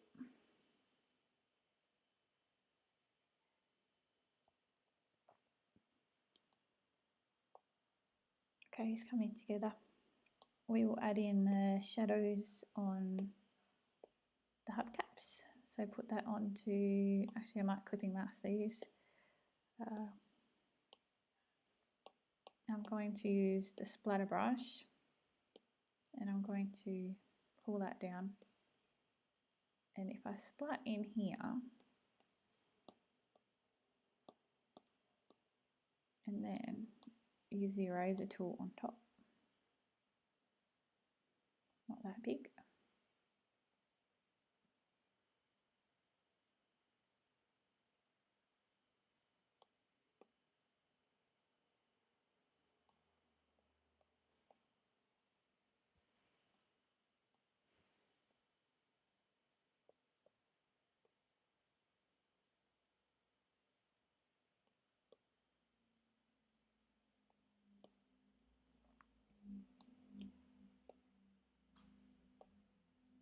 I didn't mean to turn alpha lock on. Add in some other shadows.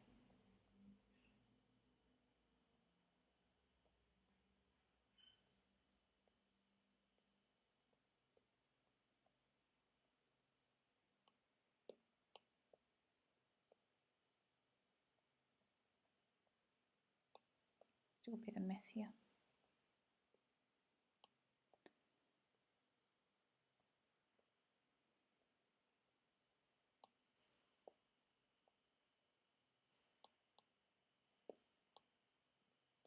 Let's soften that line a little bit.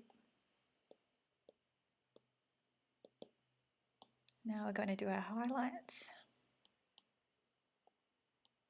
which are this colour.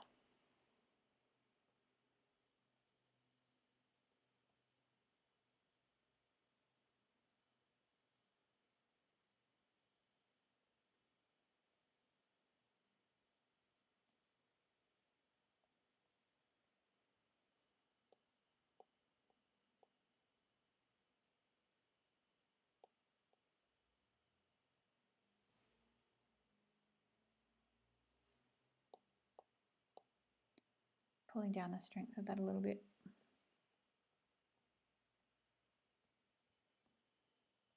And erasing it from sections that shouldn't be.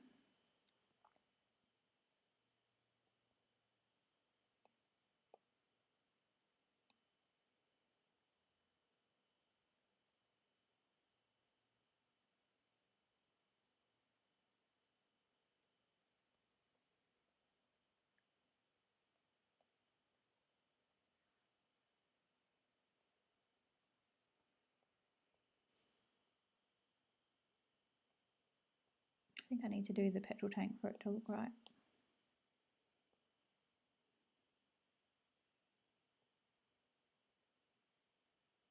I didn't add that darker green.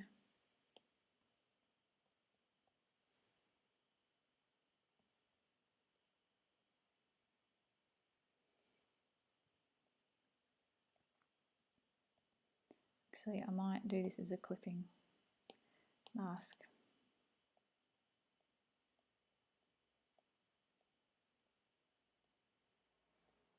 Because that'll enable us to do a really cool shadow on the skull and crossbones.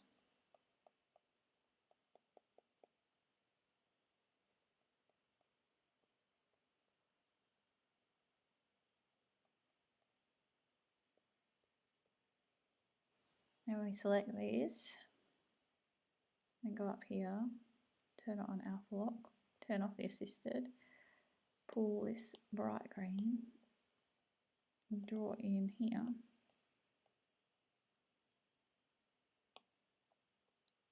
All of a sudden it's got a really rad shadow. I think these kind of like really vibrant, unexpected shadows are what really makes a difference to an illustration.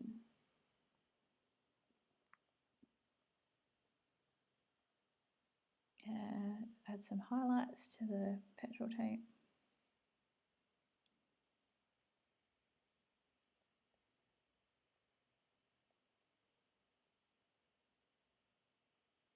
Do you want drawing assist?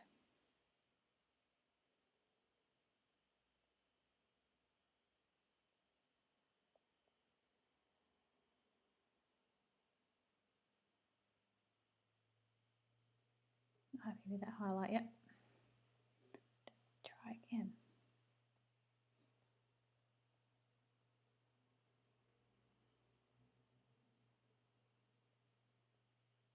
And same here. Get them to follow the shape of the object a bit more rather than being an organic shape.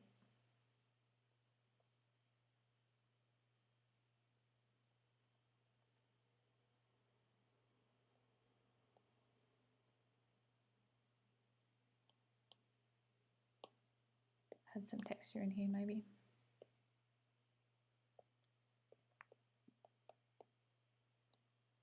And over here on the wheel.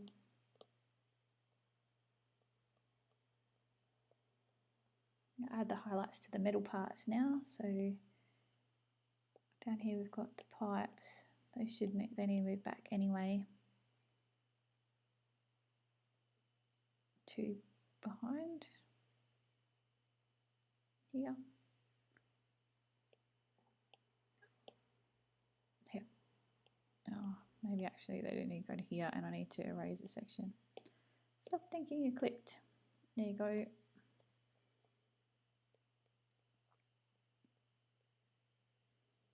Now for lock it, quickly draw in some splatter shadows on it.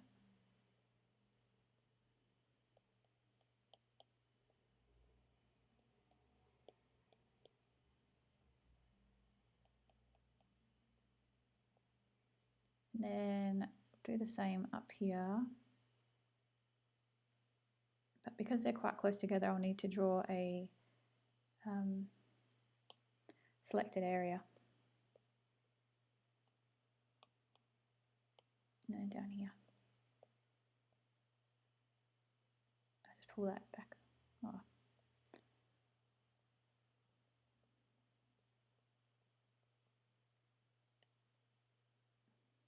Need to reduce the size of that.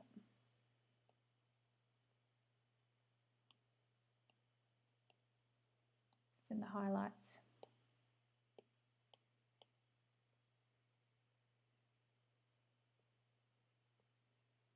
Which I'll start off with as like a solid brush.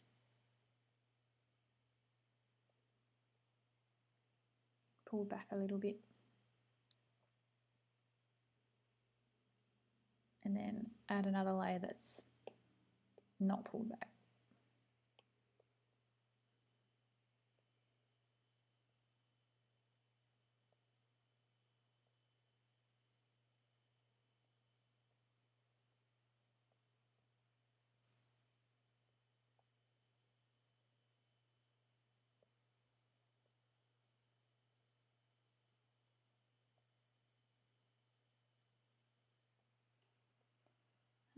And then over on the front, same thing.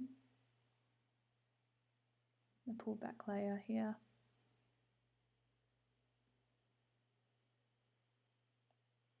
And then the layer that's not pulled back.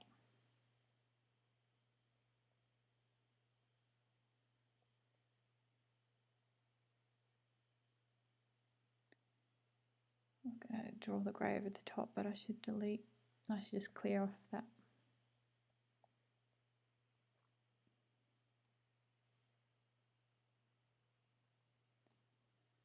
Oh, so still left to do, got to do his seat.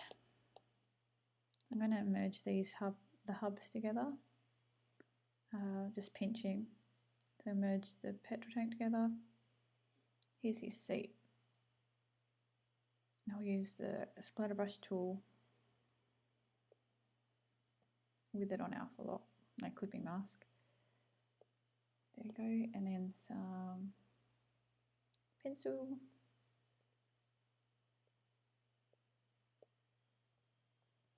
We'll do the engine. Actually, I might make that so close together. Maybe a bit more like this one here.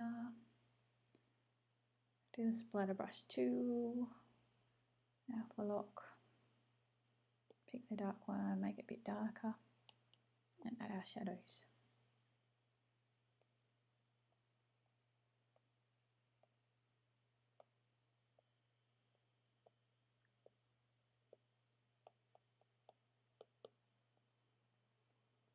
And now I'm going to use my extensive motorbike knowledge to draw an engine, which I have no motorbike knowledge.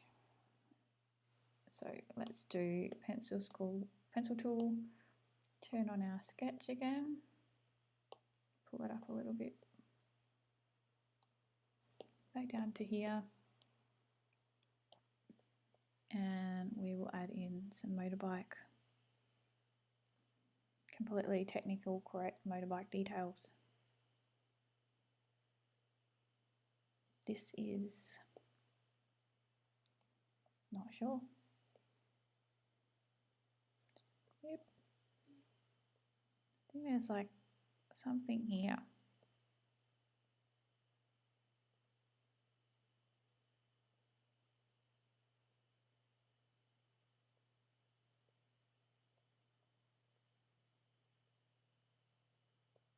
When in doubt, add a pipe.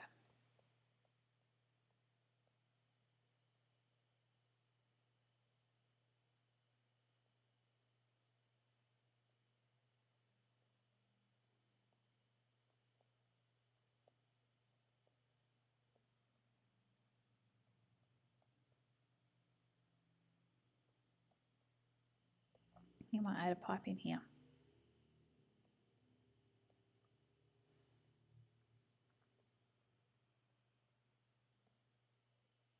I feel like I need more pipes.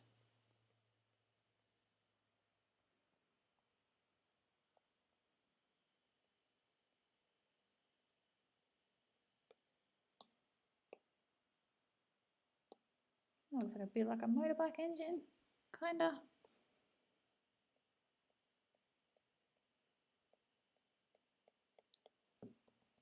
Try not to get too worried about the technical side of things, because at the end of the day it's a Tassie Devil on a motorbike. It's not from the real world. Do our shadows of his bum on the bike.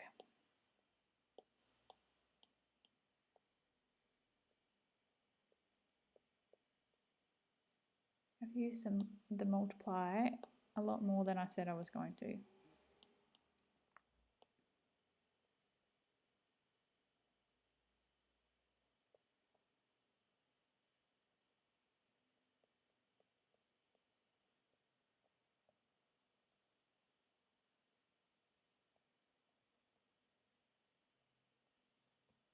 So what have we got left to do on the character? We've got to add in his hands.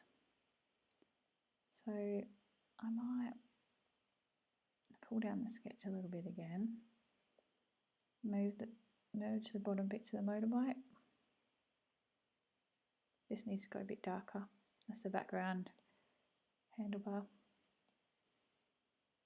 So we're going to see how many layers we're going to get away with today.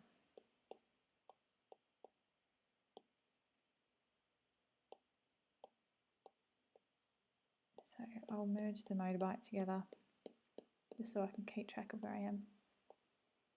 And then add in here in the interim bit just the handlebars, which shouldn't take too long.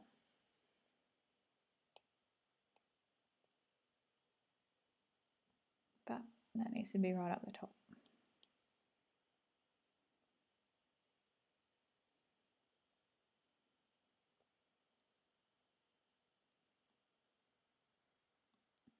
do the ends a little bit darker because they're away from the sun.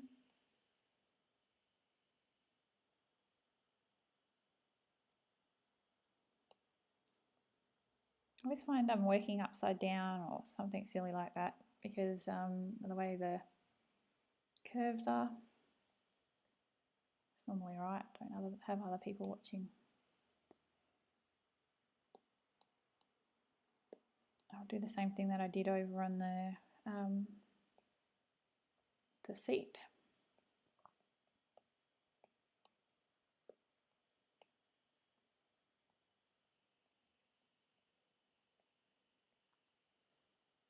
And then I might darken that a little bit, just so it stands out from the guy. And he's going to draw his hands on top in this same colour as his face.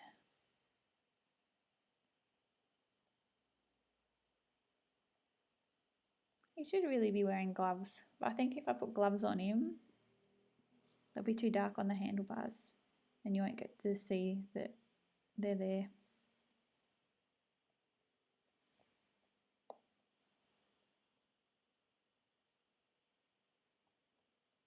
Little hands. Alpha lock that, add a bit of texture.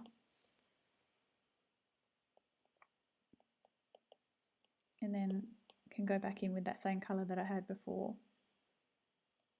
and add in the little finger breaks.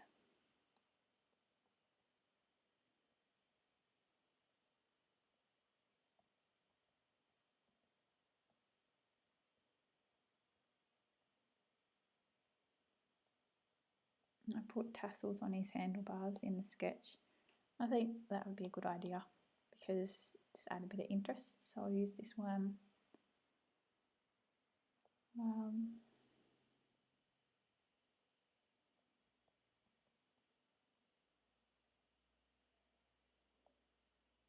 He seems like a tassel liking guy anyway.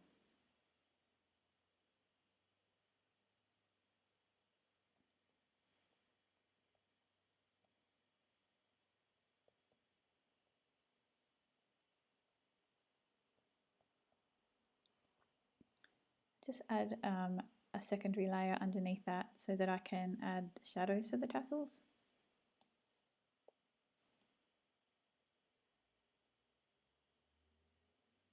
So they look a bit more square.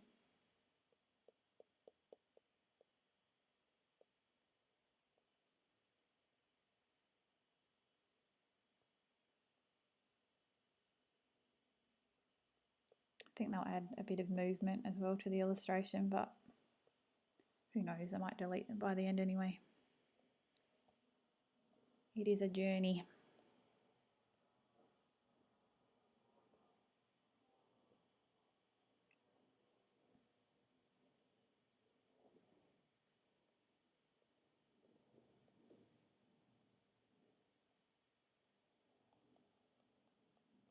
Alright, so there's his tassels. We're also got to add backhand.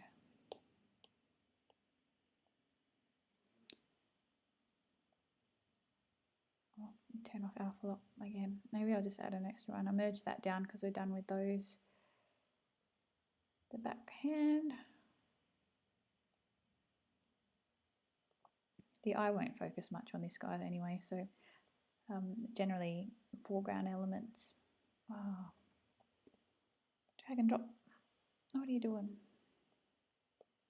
There we go. Make that a bit darker. Desaturate. Alright, I feel like he's just a bit flat, but I'll fix his bandana up first. And then if he's flat, we'll do some tweaks, but I think we're pretty much done with the character in a second. I think we'll do white pattern on his bandana. What did I have in the sketch? It was spots. Okay.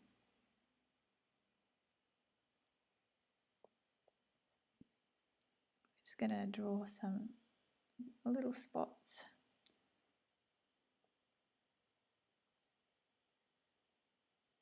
these are on their own layer, so we can adjust the color of them later just by changing it to an alpha lock or similar.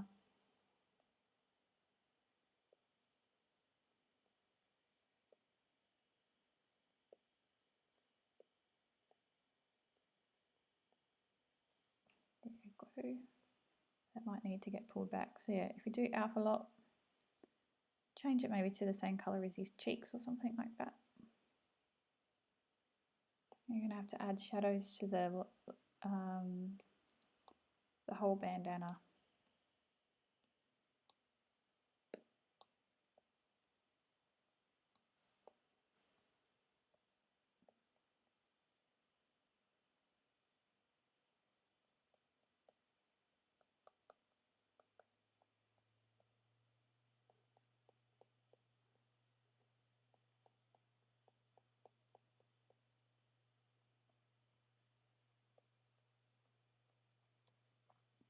And then we'll add an extra clipping mask layer for the folds.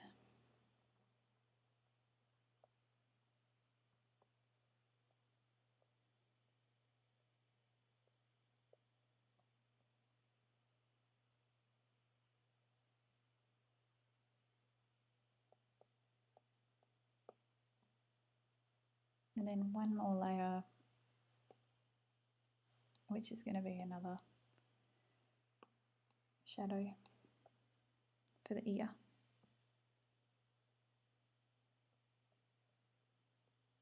I think I need to just add in some more highlights on the actual character now because he's a bit flat.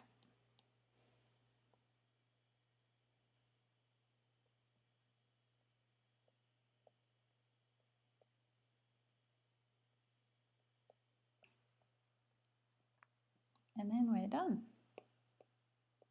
So where is his ear?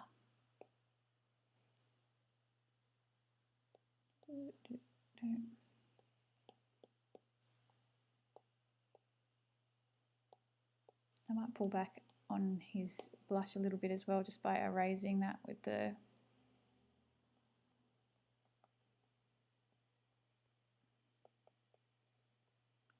tool, the splatter brush tool. Finding his ear, here it is. Add some quick highlights. There you go. Splatter brush tool. This. There we go. And then add in some harsh highlight around the edges.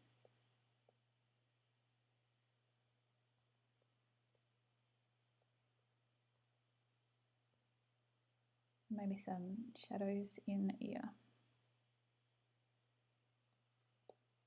Darken and brighter.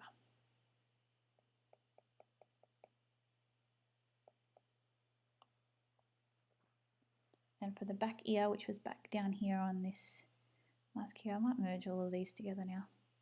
Feeling a bit more confident. That needs to be a bit darker, so I will drag and drop in the darkest shadow, and then the mid shadow can be the whole ear. And I just think with his face, quickly we'll pop in some breaks in his fluffy cheeks.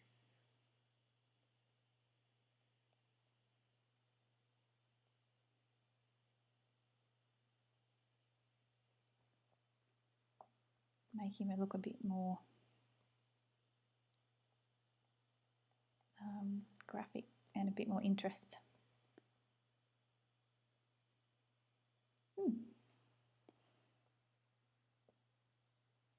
Also a bit of shadow up here.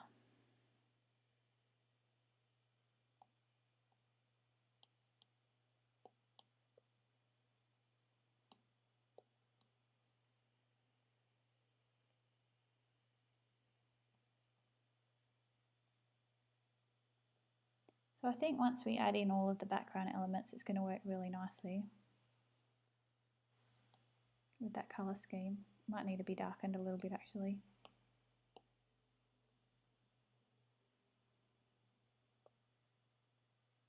But yeah, I think it's a good happy with how he's all sitting. He just needs a little bit, just one more highlight, and then I think we're done. So from here, I'm going to take it away by myself and do a bit of drawing this afternoon, finish up the background, try and keep those sunset colours in because I haven't done anything like that for a while. And yeah, if you've got any questions, I'll be over on Instagram to do a Q&A in about 10 minutes. And thanks so much for stopping by.